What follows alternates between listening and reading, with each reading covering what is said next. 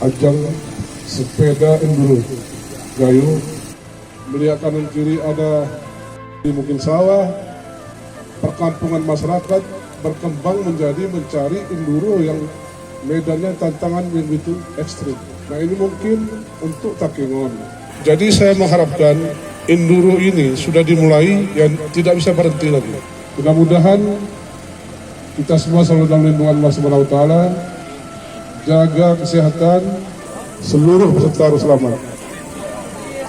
Mudah-mudahan kita bertemu di bawah nanti juga. Bismillahirrahmanirrahim. Siap-siap. 1, 2, 3.